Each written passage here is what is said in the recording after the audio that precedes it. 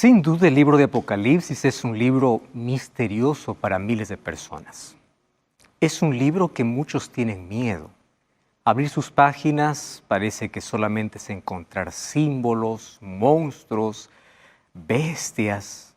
Mas todo eso representa el gran conflicto que vivimos aquí en la tierra. Muchos se pierden del tesoro que encontramos en el libro de Apocalipsis. Y hoy quiero decirte que el libro de Apocalipsis es como un océano donde todos los libros de la Biblia desembocan allí. Porque allí encontramos nuestra esperanza, la venida de Jesús. Jesús venciendo y ayudándonos a vencer en este grande conflicto. Bienvenido a Biblia Fácil. Y hoy vamos a hablar sobre uno de los capítulos más intrigantes del libro de Apocalipsis. Y para ello yo quiero ofrecerte un curso bíblico que habla sobre el libro de Apocalipsis. Se trata del curso bíblico Biblia Fácil Apocalipsis. Aquí vas a encontrar fascinantes temas donde vas a enriquecer tu conocimiento espiritual y sobre todo, no más vas a tener más miedo a este libro. Solicítalo a través de nuestro WhatsApp o ingresando a estudielabiblia.com. Allí puedes entrar y también solicitar el material. El tema que hoy vamos a hablar es un tema sin duda fascinante. Hoy vamos a hablar acerca de un grande conflicto basado en el libro de Apocalipsis. Por eso es que yo te invito para que juntos, antes de abrir la palabra de Dios, podamos hacer una oración. Vamos a orar. Querido Dios, estamos ya con tu palabra en nuestras manos y queremos que tu palabra pueda estar en nuestro corazón. Estamos con toda la disposición para poder comprender qué cosa es lo que nos dice ella y que hoy podamos tomar una decisión fundamentada en tu palabra, una decisión de fe, una decisión que dé frutos para vida eterna. Bendice a todas las personas que están escuchando y viendo este programa. Dales tu bendición, enriquece su vida espiritual, satisface sus necesidades, pero sobre todo ilumínanos para poder siempre estar en el camino correcto. Danos tu bendición en el nombre de Jesús. Amén. El tema que hoy vamos a hablar es la mujer y el dragón. Tú sabes que en el libro de Apocalipsis se habla de dos mujeres. ¿Qué representan esas dos mujeres? Ya que Apocalipsis es un libro profético y la profecía está envuelta en símbolos. Y hay una razón por la cual la profecía está envuelta en símbolos. Yo te voy a invitar que tú puedas ver toda la temporada de Apocalipsis que nosotros ya hicimos en Biblia Fácil, capítulo por capítulo. Más hoy vamos a tocar uno de esos capítulos. Que yo sé que este es uno de los más importantes del libro porque revela el gran conflicto. Y hablando de género literario, ya que es un libro profético, el capítulo 12 de Apocalipsis es un quiasmo. ¿Qué cosa es un quiasmo? Es el centro del libro, es la esencia. El tema principal del libro de Apocalipsis es la venida de Jesús. Mas el centro del libro es el gran conflicto que ocurre aquí en la tierra. Entonces, a partir de los capítulos 12 al capítulo 14, encontramos la lucha entre el bien y el mal, entre Cristo y Satanás. Y Satanás usa poderes en la tierra, una bestia que significa poder, que sube del mar, y otra bestia que sube de la tierra. El conflicto entre Satanás y el pueblo de Dios.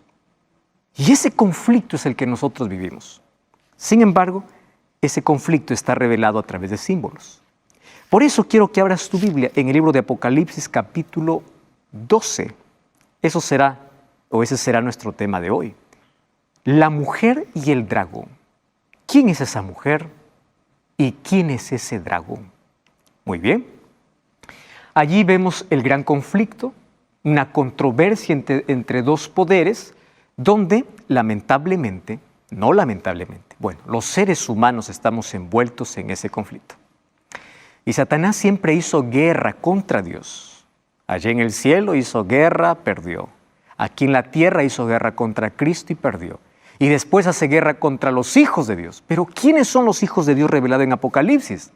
aquellos que son fieles, obedientes y aquellos que guardan los mandamientos de Dios. Puede revisar Apocalipsis 14:12, Apocalipsis 12:17.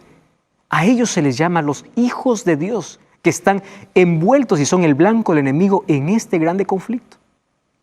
Muy bien, y allí vamos a encontrar algunos símbolos interesantes.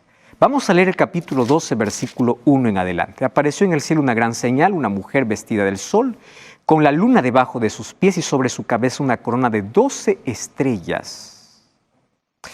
Y además dice que ella estaba encinta, clamaba con dolores de parto en la angustia del alumbramiento. Apareció otra señal en el cielo, un gran dragón escarlata que tenía 7 cabezas y 10 cuernos, en su cabeza 7 diademas. Su cola arrastraba la tercera parte de las estrellas del cielo y las arrojó sobre la tierra, y el dragón se paró frente a la mujer que estaba para dar a luz a fin de devorar a su hijo tan pronto como naciese. Ella dio a luz un hijo varón que regirá con vara de hierro a todas las naciones. Su hijo fue arrebatado para Dios y para su trono. Y la mujer huyó al desierto, donde tiene lugar preparado por Dios para que allí la sustenten por 1260 días. Y después hubo una gran batalla en el cielo. Miguel y sus ángeles luchaban contra el dragón, pero no prevalecieron y fue lanzado el dragón, la serpiente antigua que se llama Diablo y Satanás. Y continúa el capítulo 12.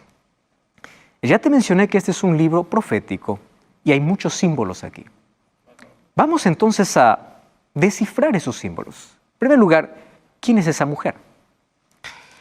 Hay muchos que creen que esta mujer es María, porque fue María quien dio a luz a Jesucristo. Recordemos que cuando Jesús se encarnó, cuando Dios se hizo hombre, como dice Juan capítulo 1, versículo 1, es verdad que nació mediante una mujer, que es María. Sin embargo, el capítulo 12 no habla de María. ¿Por qué razón? Porque en el versículo 6 dice que esta mujer huyó al desierto, no está hablando de otra. O sea, esta misma que dio a luz a ese hijo varón que representa a Jesús, huye al desierto donde tiene preparado por Dios por 1260 días. La pregunta es, ¿en qué momento María estuvo en el desierto por 1260 días? Entonces este es un símbolo que representa algo o alguien. En la Biblia, especialmente en profecía, mujer representa iglesia. Entonces, aquí está hablando que Jesús vino a nacer, es verdad, nació por María, pero mediante una mujer que representa a la iglesia, mediante su pueblo. Por eso es que la promesa que Dios le dio a Eva en el jardín del Edén, cuando le dice a Eva, enemistad pongo entre ti y la mujer en Génesis 3:15, entre tú y la simiente tuya, es verdad que está hablando a Eva, pero no fue Eva quien dio a luz al Mesías.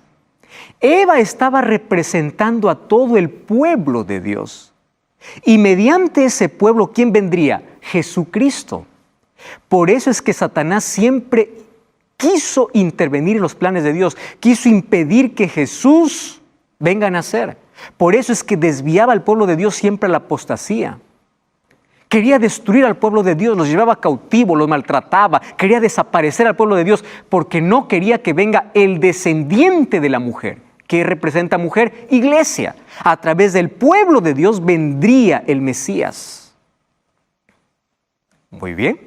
Cuando vamos al libro de Efesios, el capítulo 5, versículos 25 y 27 al 27, encontramos que mujer en la Biblia representa la iglesia de Dios. Mira, abre tu Biblia en el libro de Efesios, capítulo 5, versículo 25. Dice así: maridos, amad a vuestras mujeres, así como Cristo amó a la iglesia y se entregó a sí misma por ella, para santificarla, habiéndola purificado en el lavamiento de agua por la palabra, a fin de presentársela a sí misma una iglesia gloriosa. Una mujer representando una iglesia. Entonces dice, ama a tu mujer, así como Cristo ama su iglesia. ¿Qué comparación? Entonces, una mujer pura, una mujer gloriosa, es la iglesia, el pueblo de Dios. Otra cosa. En Apocalipsis 12, el texto que leímos, aparece esta mujer vestida de blanco. y con la luna debajo de sus pies y vestida de sol. ¿Qué significa vestida de sol? Ahora vamos a ver ese símbolo. Pero también en Apocalipsis 17 vamos a encontrar otra mujer, una mujer vestida de rojo. Y esa es una mujer que se prostituyó. ¿Y qué significa mujer? Iglesia. Y eso vamos a ver en el próximo capítulo, porque habla de dos mujeres en la profecía. Entonces, hoy vamos a hablar sobre la primera mujer que representa el pueblo de Dios aquí en la tierra. Y en el próximo capítulo hablaremos sobre la otra que aparece en el capítulo 17. ¿Quién es ella? Vamos a ver las características que presenta. En primer lugar, dice que tiene una corona con 12 estrellas. Es el texto que leímos. ¿Qué representan las 2 estrellas? Primero, corona representa triunfo. ¿El triunfo de quiénes?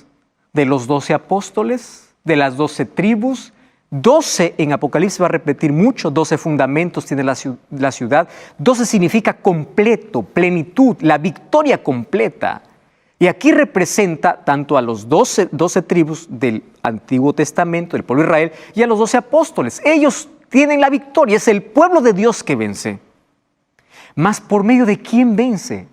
Allí viene el otro símbolo, porque dice que está vestida de sol. Esta mujer tiene la victoria, pero no por sus fuerzas. El libro de Salmos capítulo 84, versículo 11, quiero que prestes atención, 84:11, dice, porque sol y escudo es Jehová Dios. Entonces, cuando dice que esta mujer está vestida de sol, lo que está diciendo es que está vestida de la gracia de Cristo. Está vestida de Cristo. Cristo es el centro de su vida, de sus creencias, de todo. Cristo. Y ahí viene el otro simbolismo. Entonces, ¿qué representa? Que Cristo pueda estar en mi vida. Ah, es que tiene la luna debajo de sus pies. Y es interesante este símbolo. Tú sabes que la luna no tiene luz propia. La luna presta la luz del sol. Entonces, ¿a través de qué nosotros podemos encontrar a Cristo iluminando, a Cristo brillando? A través de la palabra de Dios. Entonces esta iglesia tiene su fundamento, tiene su fe en la palabra de Dios. Está vestida de Cristo y tiene una corona porque vence. Escucha esas 3 características. ¿Ya descifraste los símbolos? Mujer es iglesia, corona es victoria. Sol es Cristo y luna, la palabra de Dios, porque nos ilumina y nos dice cuál es el reflejo del carácter de Dios, nos muestra quién es Dios. Entonces, su fundamento, sus creencias, su vida está sobre la palabra, no sobre tradiciones humanas, sobre la palabra de Dios. Entonces, si tú quieres saber si realmente estás en la iglesia correcta, 3 características. Vence, vestida de Cristo, pero todo se fundamenta ¿dónde? En la palabra. ¿Correcto? Ahora, esas características están aquí, pero también aparece un dragón. Y ese dragón es escarlata o rojo. ¿Por qué? Rojo significa opresión, como también representa sangre. En este caso, persecución, porque este dragón persigue. Entonces dice que tenía 7 cabezas y 10 cuernos, y en su cabeza tenía 7 diademas. ¡Wow! ¡Qué tremendo! ¿Qué me llama la atención? Este dragón, ¿qué cosa tenía? 7 diademas. Ajá. Mira lo que hace el dragón. Apocalipsis capítulo 19, vamos a Apocalipsis capítulo 19, versículo 12. Hay una declaración importantísima, hablando acerca de Jesús. Dice que sus ojos eran como llamas de fuego y había en su cabeza muchas diademas. O sea, este dragón lo que está imitando es a Cristo.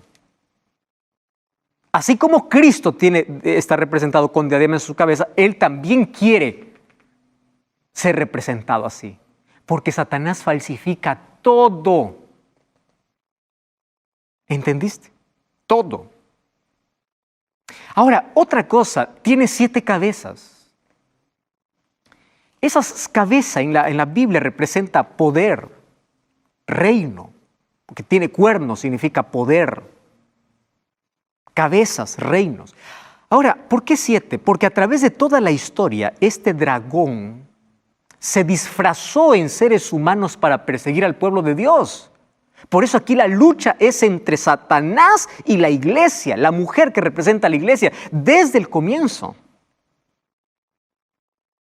¿Tú recuerdas cuáles son los imperios que persiguieron al pueblo de Dios? Comencemos por Egipto, que oprimió, esclavizó al pueblo de Dios.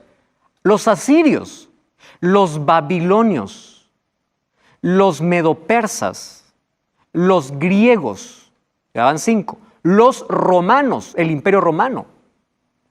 Solo que el imperio romano llega a ser la sexta cabeza. Solo que del imperio romano, dice Daniel capítulo 7, que nace otro poder perseguidor. Entonces Roma se divide en dos fases, Roma imperial y Roma religiosa. Ahí están las 7 cabezas. O sea, el dragón que es Satanás persigue, oprime al pueblo de Dios a través de instrumentos humanos. Ese es el grande conflicto. Por eso vamos a ver persecución en la historia. Y dice que este dragón arrastraba con su cola. ¿Qué representa cola en la Biblia? Esa cola significa engaño por medio de persuasión, que arrastra, que persuade. Y dice que persuadió a las estrellas del cielo. Esas estrellas del cielo representan los ángeles, porque Satanás persuadió a ángeles y él fue arrojado juntamente esos ángeles, con sus demonios, aquí a la tierra. Y el dragón se paró frente a la mujer para devorar a su hijo tan pronto naciese. Ahora, fíjate lo que hace Satanás. Persiguió al pueblo de Dios para destruirlos, para que Jesús no venga. Pero cuando Jesús vino a nacer, ¿qué sucedió?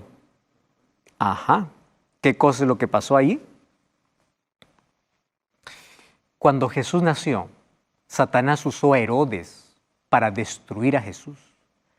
Y Herodes mandó matar a todos los niños de 2 años abajo. ¿Cuántos niños inocentes murieron? Solo porque Satanás quería matar a Cristo. Lo persiguió mientras él estaba aquí en la tierra, durante todo su ministerio. ¿Más qué cosa es lo que sucedió? Siempre lo venció. Y cuando fue muerto en la cruz, Satanás desató su cruel ira. No existió alguien que sufra más que Jesús. Lo peor. Y cuando Jesús fue a la sepultura, Satanás incitó para que Pilato pueda dar una orden para colocar una piedra que pesaba 2 toneladas, para colocarlo allí en la sepultura. ¿Sabes por qué? Para impedir que Jesús resucite. Pero cada vez que Satanás se enfrenta a Jesús, siempre pierde. Gloria a Dios. Él siempre vence. Cristo es el vencedor. Entonces Satanás, como cada vez que quiere enfrentarse a Jesús, siempre sale derrotado, ahora cambia de estrategia. Y dice, bueno, ya no lo pude vencer a él, pero yo sé a quién puedo vencer. ¿A quién? A su iglesia. Y esta iglesia aquí está representada con una mujer. Por eso es que el versículo 5 dice que ella dio a luz un varón. Cristo vino a través de su pueblo, y obviamente que ahí aparece María, pero aquí no específicamente María representa a esta mujer, que regirá con varón de hierro todas las naciones, y su hijo fue arrebatado para ir de su trono. Está hablando de que Cristo finalmente venció y fue para el cielo. Ahora, cuando Cristo murió, fue el punto culminante donde Satanás vio su derrota completa. Y allí habla que hubo una batalla en el cielo. ¿Mas por qué es colocado este texto allí?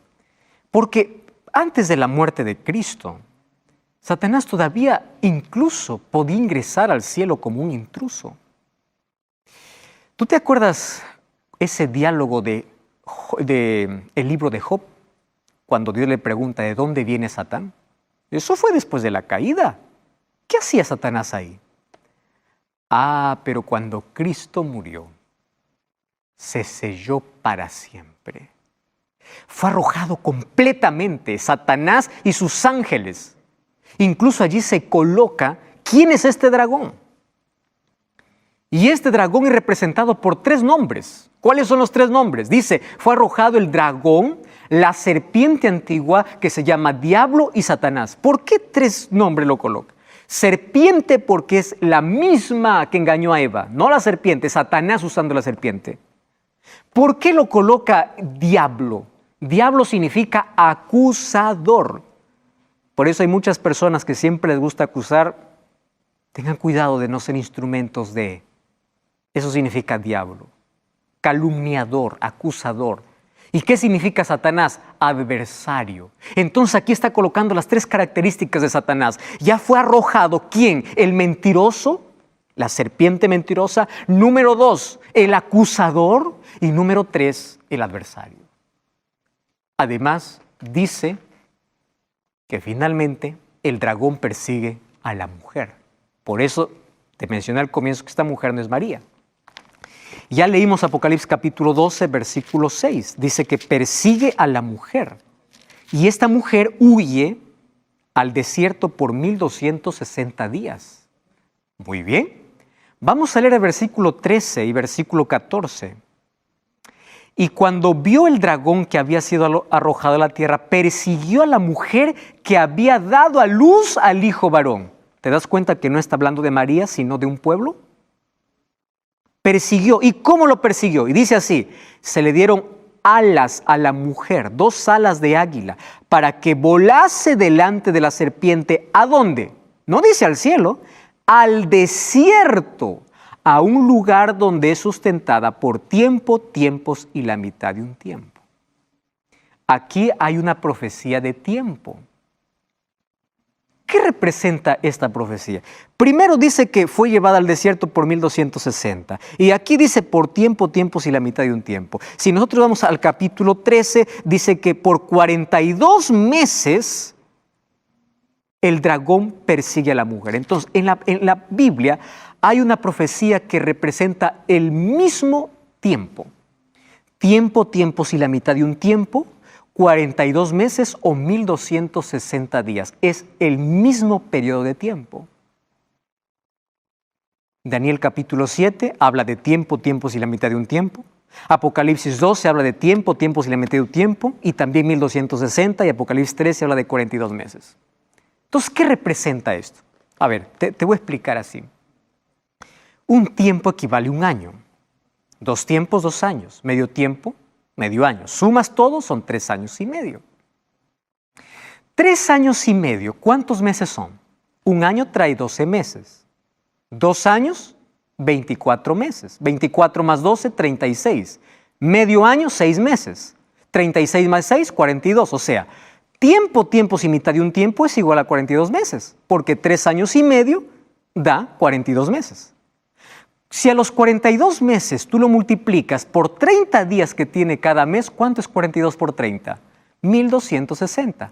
Por eso es que la profecía de tiempo, tiempos y mitad de un tiempo, 1260 días o 42 meses, es el mismo periodo de tiempo. ¿Y cuándo ocurrió eso? Satanás usa a la mujer, a la iglesia, para perseguir a través de un poder religioso. Recuerda la Edad Media, donde se perseguía a los herejes. ¿Y quiénes eran los herejes? Los herejes eran aquellos que no se sometían al obispo de Roma.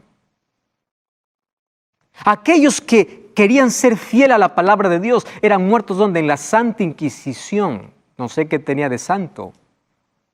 ¿Cuándo comienza ese periodo? En el año 538 y va hasta el año 1798, cuando Alexandre Berthier, el general, enviado por Napoleón Bonaparte, toma prisionero al Papa Pío VI y acabó la persecución porque acabó su poder en 1798. Eso está en la historia. Entonces, Satanás usa ahora un poder para poder perseguir a la mujer. ¿Y esa mujer qué representa? Pues representa a la iglesia. Pero ahí dice 1260 días. Ah, pero en profecía, un día equivale a un año. Números 14:34 y Ezequiel 4:6 dice que un día equivale a un año. Entonces, 1260 días equivale a 1260 años. ¿Y quieres ver cómo se cumple la profecía con exactitud? Suma. ¿Cuánto hay del año 538 a 1798? Exactamente 1260 años.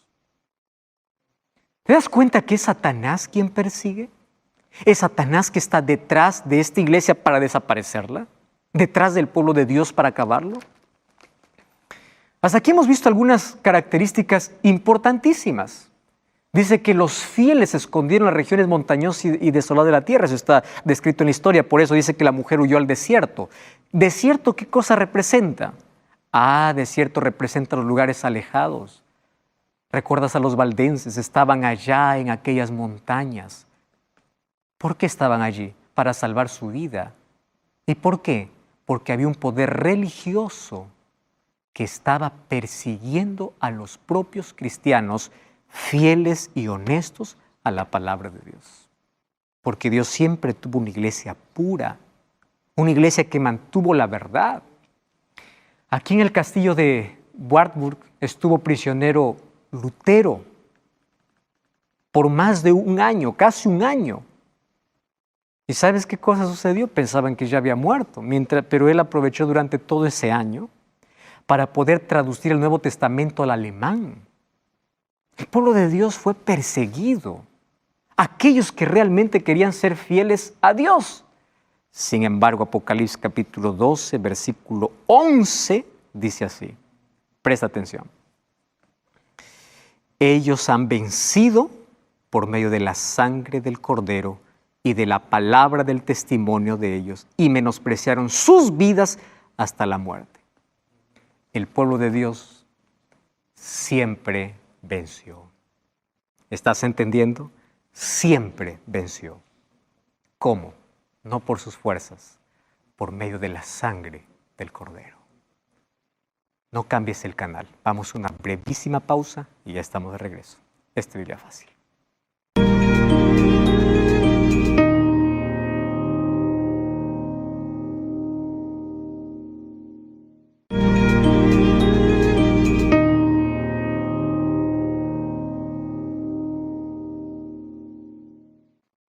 Estamos de regreso en tu programa Biblia Fácil. Hoy hablando acerca de una profecía importantísima donde revela el mayor conflicto de la historia. Un conflicto que comenzó en el cielo, se trasladó a la tierra, donde todos estamos envueltos, pero gracias a Dios que podemos ser vencedores. Ya en los capítulos anteriores de este programa, hemos hablado cómo podemos vencer. Y nuestra única victoria está en Cristo. No se trata de nuestras fuerzas, de nuestra capacidad, se trata de Cristo. Ahora, Apocalipsis capítulo 12, versículo 11 fue el texto que acabamos de leer.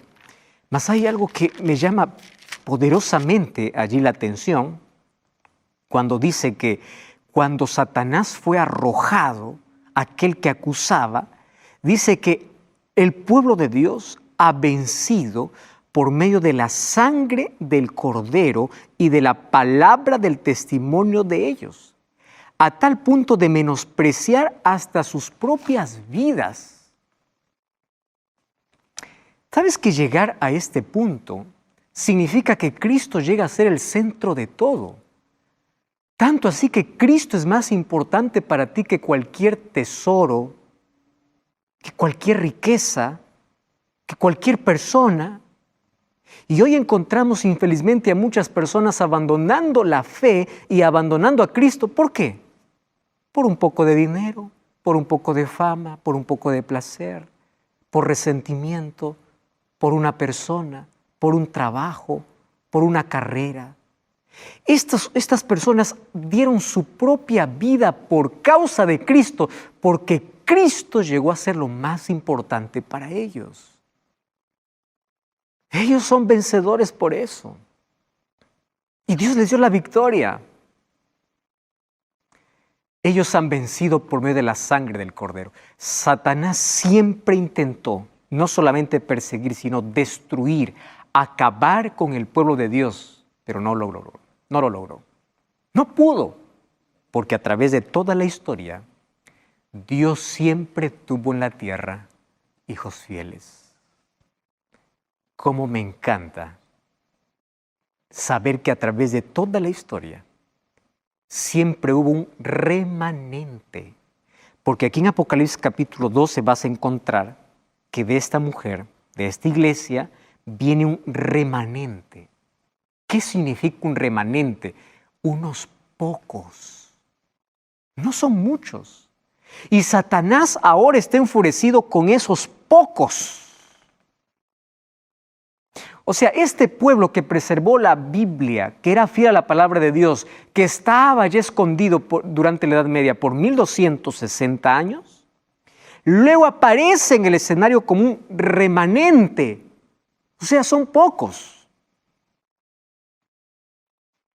Vamos a ver ahora cómo a través de toda la historia Dios tiene un pueblo, un remanente. Por eso, no mires la cantidad, mira la fidelidad de la iglesia. Porque a veces la mayoría son los perdidos. No a veces, por lo menos en la Biblia. La mayoría son los perdidos. La verdadera iglesia, aunque fue perseguida, sobreviviría y produciría un remanente. Solo que este remanente tiene dos características. Y esas características dice la Biblia. En el mismo capítulo 12, versículo 17, dice así: entonces el dragón se llenó de ira contra la mujer y se fue a hacer guerra contra el resto de la descendencia. Ese resto es el remanente, los que guardan los mandamientos de Dios y tienen el testimonio de Jesús. ¿Te estás dando cuenta que eso es lo que dice la Biblia? No es lo que estoy diciendo. El remanente de Dios aquí en la tierra, el pueblo de Dios, tiene dos características. Guarda sus mandamientos y tiene el testimonio. Entonces, ¿de dónde apareció la idea? Mandamiento no existe, ley no existe, solo por la gracia. Este pueblo es salvo por la gracia de Dios. Sin embargo, demuestra su fe, porque la salvación es por fe y gracia. ¿A través de qué? De adoración, de fidelidad y de obediencia.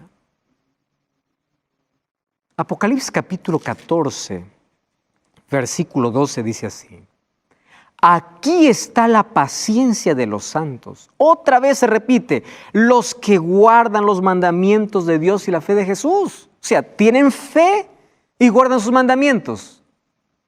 Pastor, ¿acaso no somos salvos por fe y gracia? Sí, pero la gracia está extendida de Dios para el ser humano. El problema es la respuesta del humano ante la gracia divina. Entonces, todos somos salvos por gracia, transformados por gracia, alcanzados por gracia, pero esa gracia que alcanza al ser humano lo transforma, lo hace obediente, lo hace fiel a la palabra y fiel a los mandamientos. Si tú estás con tanta ira cuando alguien habla de ley, de mandamientos, entonces tienes que arrancar todos los textos donde dice mandamientos y arranca este texto donde dice que los santos no es aquel que no peca, sino aquel que camina con Cristo, porque Él los santifica, son los que guardan los mandamientos de Dios. ¿Tú crees que esto fue solamente para el Antiguo Testamento? Ahora está en el último libro de la Biblia. Yo quiero que tú me acompañes a hacer un breve repaso a través de toda la historia. Cómo Dios siempre tuvo este remanente con las mismas características. ¿Me acompañas? Vamos al primero entonces. ¿Recuerdas en el jardín del Edén? ¿Quién era el pueblo de Dios? Adán y Eva. El remanente. Dios colocó una prueba. ¿Por qué? Porque ellos tenían que demostrar, ¿qué cosa? Su fe en Dios. ¿Por qué fe? Tenían que creer en la palabra de Dios, no en la palabra de alguien más. De Dios, fe. Número 2, adoración a Dios. Y número 3, obediencia. ¿Te das cuenta? Fe, adoración y obediencia están ligadas. ¿Pero qué pasó con ese pueblo? Bueno, ellos desobedecieron, pero luego se arrepintieron. Dios los restauró y continuaron siendo el pueblo de Dios. ¿Pero cómo comenzó? Fe, adoración y obediencia. ¿Tú recuerdas de Caín y Abel? Mira, estamos haciendo una línea de tiempo. Pasa la historia, Adán y Eva tienen hijos y ahí tiene Caín y Abel. Un día Dios pidió una ofrenda. ¿Por qué? Porque a través de la ofrenda, ¿qué cosa tenían que revelar? Fe, adoración y obediencia. Otra vez las tres cosas. Fe, adoración y obediencia. ¿Por qué fe?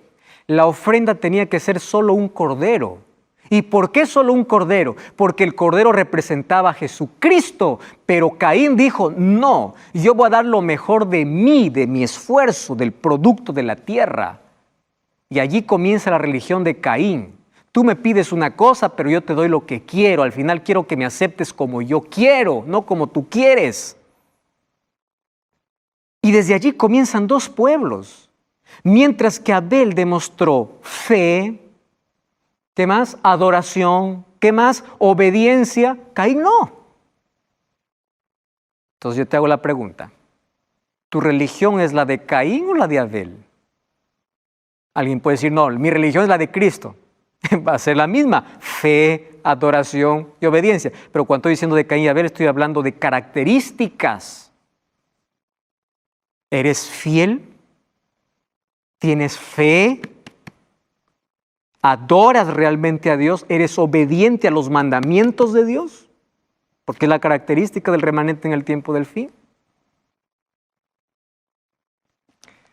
Cuando nosotros avanzamos, vemos que en el capítulo 6 de Génesis encontramos ya los hijos de Dios y las hijas de los hombres. ¿A quiénes se les llama los hijos de Dios? Aquellos que son fieles a Dios.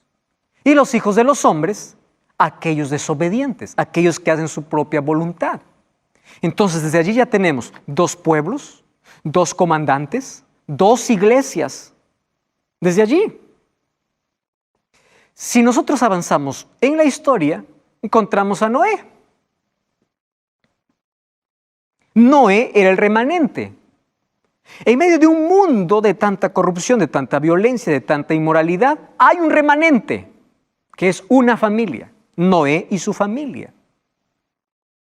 Y él tenía que cumplir las características para ser remanente. ¿Cuáles son? Fe, adoración y obediencia.